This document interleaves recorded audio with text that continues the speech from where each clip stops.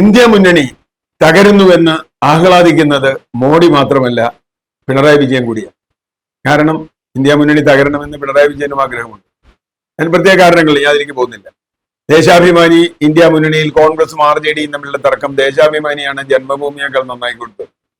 ഏതായാലും ഇപ്പോൾ ബീഹാർ എന്ന് പറയുന്ന വളരെ നിർണായകമായ സംസ്ഥാനം, UP കഴിഞ്ഞാൽ ഇന്ത്യയിലെ ഏറ്റവും വലിയ സംസ്ഥാനം, അല്ലെങ്കിൽ മഹാരാഷ്ട്രയും UP ഏതാണ്ട് അതുപോലുള്ള ഒരു സംസ്ഥാനം, ആ സംസ്ഥാനത്ത് നിയമസഭാ തെരഞ്ഞെടുപ്പ് നടക്കാൻ പോവാണ്. ആ നിയമസഭാ തെരഞ്ഞെടുപ്പിൽ ഇന്ത്യ മുന്നണി ഒറ്റക്കെട്ടായി മത്സരിക്കണം എന്ന് തീരുമാനിക്കുകയും അതിന്റെ ഭാഗമായി RJD നേതാവായ ലല്ലു പ്രസാദ് യാദവിനെ രാഹുൽ ഗാന്ധി സന്ദർശിക്കുകയും ചെയ്തു. രാഹുൽ സന്ദർശിച്ചത് തീർച്ചയായും അവിടുത്തെ മഞ്ഞുരുകലിന് സഹായിച്ചിട്ടുണ്ട്. RJDയും കോൺഗ്രസും തമ്മിൽ ചില അസ്വാരസ്യങ്ങളുണ്ട് എന്ന് മുമ്പ് കേട്ടിരുന്നു. ഏതായാലും രാഹുൽ ഗാന്ധി നേരിട്ട് ലല്ലുവിനെ സന്ദർശിക്കുകയും ലല്ലു പ്രസാദിന്റെ മകനാണ് ഇനി അത് നയിക്കാൻ പോകുന്നത്.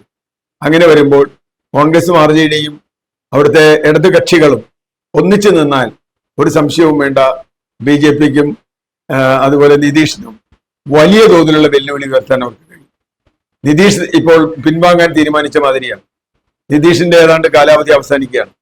അപ്പോൾ നിതീഷിന്റെ ശക്തി കുറയുകയും അതനുസരിച്ച് RJDയുടെ ശക്തി കൂടുകയും ചെയ്താൽ അത് ബീഹാറിൽ ഒരു ഭരണമാറ്റത്തിന് സാധ്യതയുണ്ട്. കോൺഗ്രസും RJDയും മറ്റ് സഖ്യകക്ഷികളും ഇടത് കക്ഷികളടക്കം ഒന്നിച്ചു നിന്ന് തെരഞ്ഞെടുപ്പിനെ നേരിടും എന്നതിന്റെ ഒരു സൂചനയാണ് ഇപ്പോൾ ബീഹാറിൽ കാണുന്നത്. കാരണം രാഹുൽ നേരിട്ട് ചെല്ലുക എന്ന് പറഞ്ഞാൽ അതിനർത്ഥം ഈ വിഷയത്തിൽ കോൺഗ്രസ് അത്രത്തോളം ഗൗരവം കൊടുക്കുന്നു എന്നാണ്. പ്രതിപക്ഷ നേതാവാണ് രാഹുൽ ഗാന്ധി, കോൺഗ്രസിലെ നിഷേധ്യ നേതാവാണ്. അതുകൊണ്ട് അത് മഞ്ഞുരുക്കും, അവിടെ സഖ്യമുണ്ടാകും എന്ന് തന്നെ നമുക്ക് പ്രതീക്ഷിക്കാം.